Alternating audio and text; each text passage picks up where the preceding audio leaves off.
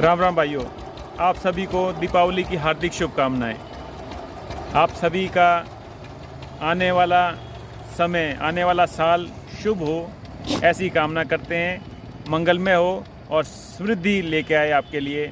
इस कामना के साथ मैं सुमित चिकारा और भगवाना सैनी जी सेक्टर 9 मोड़ बहादुरगढ़ धरने से आप सभी को दीपावली की हार्दिक शुभकामनाएं देते हैं और अपेक्षा करते हैं कि जिन मांगों के लिए हम लगातार होली दिवाली हर समय यहाँ पर बैठे हुए हैं, उन मांगों पे सरकार ध्यान देगी। जिसमें मुख्य मांग है एमएसपी की मांग, दूसरी मांग है कि केस जो पेंडिंग हैं किसानों के, किसान आंदोलन के, उनको खारिज किया जाए।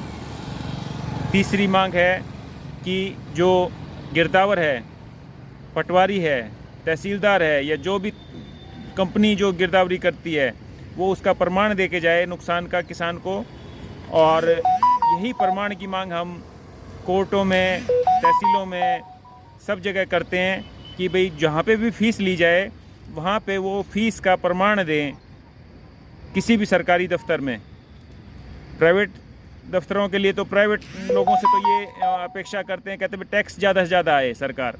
लेकिन जब हम बात करते हैं कि भाई पैसा, जब सरकारी ऑफिसर पैसा लेता है तो उसकी रसीद दे, तो लोग भी कहते हैं कि भाई ये तो पॉसिबल नहीं है, ये देंगे नहीं। लेकिन ये हमारे लिए जवाबदेह हैं, लोगों के लिए, किसान मजदूरों के लिए, गरीब आदमी के लिए। पैसे वाला रिश्वत देता है, बिगाड़ता है सिस्टम को।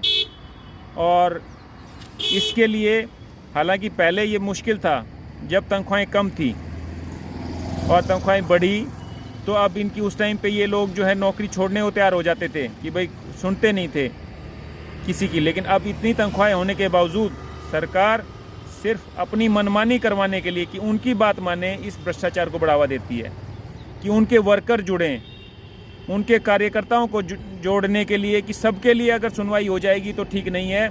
जो उसके संघ की शाखा में जाए, जो उनकी क्लासेस अटेंड करे, जो उनकी सुनवाई करे, जो जी हजूरी करे नेताओं की, भाजपा के नेताओं की, उन्हीं की सुनवाई हो।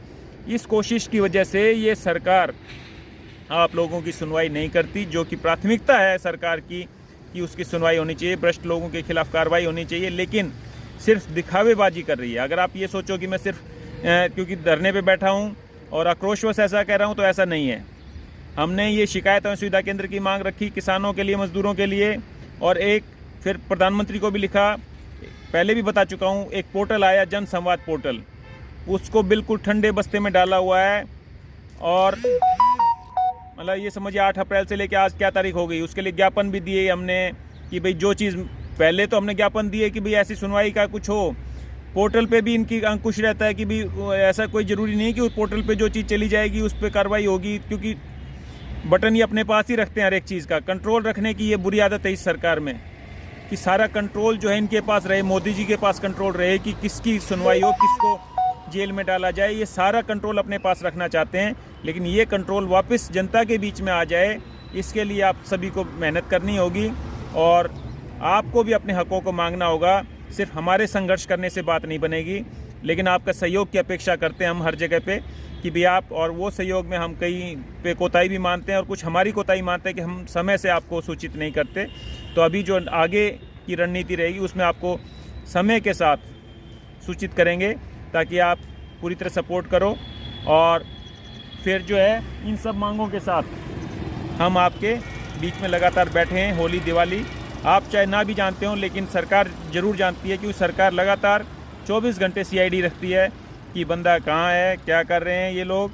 और सरकार नहीं कह सकती कि हम जो है इन 3 सालों में, या 3 साल हो जाएंगे नवंबर में, इन 3 सालों में कभी भी हमने धरने को छोड़ा है तो किसानी मुद्दे के लिए छोड़ा है। किसी मीटिंग में गए हैं, कहीं किसानों से मिलने गए हैं, तो उस काम के लिए छोड़ा है। इस सरकार को जगाने की कोशिश में अगर कहीं गए हैं, लेकिन मतलब ये समझिए कि सभी एक्टिविटीज़ धरने के से ही लगी रही और यहाँ पे लगातार धरने पे रहे। तो आप सभी को एक बार फिर से दीपावली की हार्दिक शुभकामनाएं। और आप लोग भी, आपका जीवन मंगल में तभी होगा जब आप अपने हकों के लिए खड़े होंगे।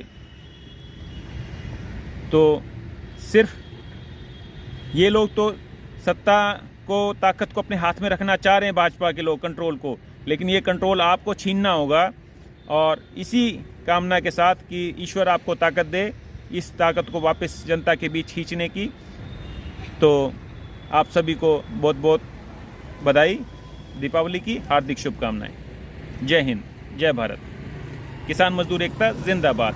और मेरे साथ, आपकी उम्र 92 साल है, 92 साल के भगवाना जी हैं, भगवाना सैनी जी, जो यहाँ पे आपने जो पहले कस्सी भी चलाते देखा होगा आपने पिछले वीडियो में। तो ये लगातार संघर्ष में साथी हैं हमारे। इनके लिए भी आप कामनाएं करें कि भाई दीर्घायु और खुशहाल ज़िंदगी रहे, जैसी है खुशहाल है इनकी ज़िंदगी। सभी बच्चे, सभी पोते, सभी ध्यान रखते हैं इनका, और ऐसा ही जीवन इनका बना रहे।